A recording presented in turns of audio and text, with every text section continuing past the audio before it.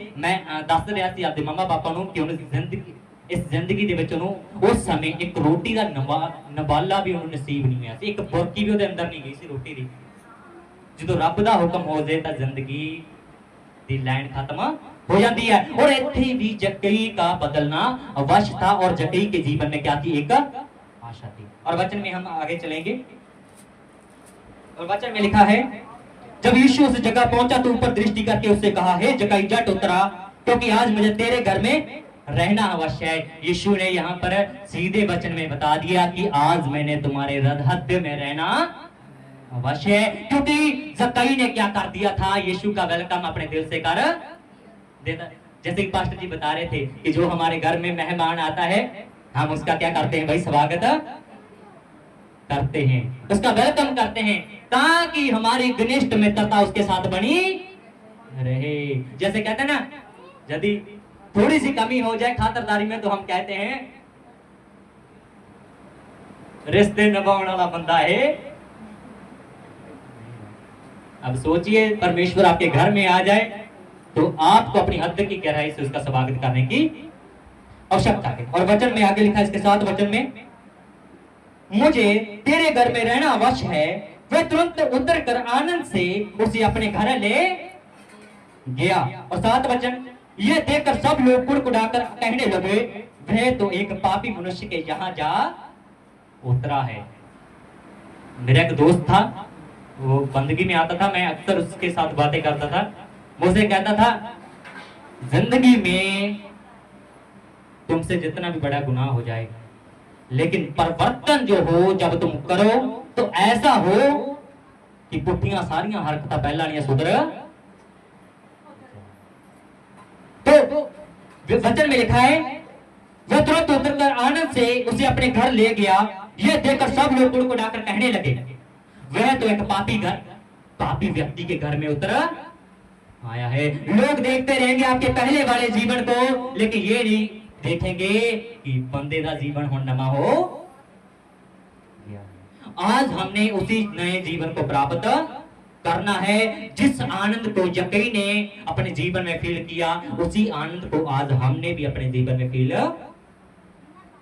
करना है। तो जैसे यीशु ने कहा, आज मैंने तुम्हारे घर में ही रहना अवश्य है। यीशु ने केवल जक्कई से नहीं किया, हमसे भी कहा कि आज मैंने तुम्हारे घर में भी रहना अवश्य है। यीशु ने तो कह दिया, वेलकम और आनंद हमने करना है। जैसे कहते हैं ना, पहले दिन परौना तो दूसरे दिन तरौना, तीसरे दिन दाते। ऐसा काम हमारे जीवन में होना नहीं चाहिए। यीशु एक बार आ गया तो यीशु एक बार हाथ फड़ लो कि होता मैं यीशु के पीछे। पर जो यीशु के पीछे चलते हैं उनके साथ ऐसा होता है, जो यीशु के पीछे चलते हैं यीशु उन्हें डूबने नहीं देता। जब पतरस यीशु के पास आ रहा था पानी पर चलकर, छोटी सी लहर उसके जीवन में, उसने कहा, हे प्रभु मुझे बचा ले। तो यीशु ने अपना हाथ नीचे किया ते ਉਹਨੂੰ ਚੱਕ, क्योंकि ਉਹਦਾ संपर्क ਕਿਹਦੇ ਨਾਲ ਸੀ, ਯਿਸੂ ਦੇ ਨਾਲ। ਤੇ ਆਪਣਾ संपर्क भी ਕਿਹਦੇ ਨਾਲ होना चाहिए, ਯਿਸੂ ਦੇ ਨਾਲ होना चाहिए। हम वचन पर ही चलेंगे। जक्कई ने खड़े होकर प्रभु से कहा, हे प्रभु देख, मैं अपनी आधी संपत्ति कंगालों को देता हूं, और यदि किसी का कुछ भी अन्याय करके ले लिया है तो उसे चौगुना फिर देता हूं। तब यीशु ने उससे कहा, आज इस घर में उधार आया है, इसलिए कि यह भी अब्राहम का एक पुत्र है। यकीन ने किया। यकीन ने क्या किया, ऐसा नहीं कि केवल बुला देना रब रब करी गया ते रब नूं मन दिता ही नहीं। उसने कहा कि यदि मैंने किसी पर अन्याय करके उसका ले लिया तो मैं उसे दुगना देता हूं, मैं उसे डबल डबल कर देता हूं, क्योंकि उसने इस बात को पकड़ लिया था कि आज यीशु आ गया है और इसे अपने हृदय में से जाने नहीं देना, और सारी कमियां को दूर अपने जीवन में से कर देना है। और वचन में आगे लिखा है, इसलिए कि यह भी अब्राहम का एक पुत्र है। और यीशु ने कहा, तब यीशु ने उससे कहा, आज इस घर में उधार आया है, इसलिए कि यह भी अब्राहम का एक पुत्र है। हम सब किसके वंश में से हैं, अब्राहम के वंश में से। और यीशु कहता है आज इस घर में उधार उधार वो होता है टेढ़ी चीज को सीधे करना, किसी बिगड़ी हुई चीज में सुधार लाना। आदम और हवा बिगड़ चुके थे, वो टेढ़े हो चुके थे, लेकिन जैसे कहते हैं ना कुम्हार के हाथ में बर्तन बिगड़ गया लेकिन फिर से सीधा हो गया, फिर से अच्छा बढ़ गया। उसी प्रकार परमेश्वर भी उद्धार कर कर कर के लोगों को क्या करते देते हैं, सुधार लोगों के अंदर पैदा कर देते हैं।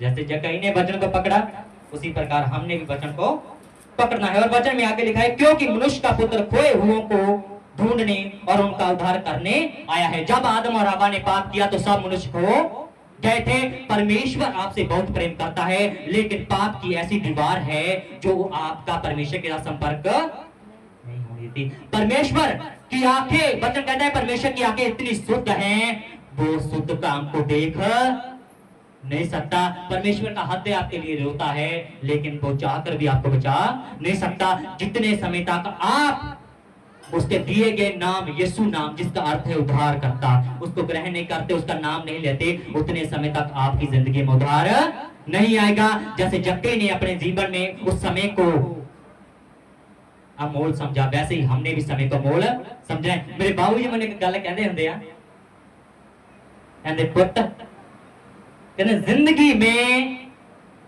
समय की कदर करना, जे तुसी समय की कदर नहीं की तो समय ने भी सोडी कदर करनी बंद कर देनी है। बल्कि ऐसा जीवन जियो कि समय भी तुम्हारी कदर करने वाला। आशा करता हूं ये स्टोरी आपको अच्छी लगी होगी। हम अगले पॉइंट की स्टोरी पर चलते हैं। हालेलुया।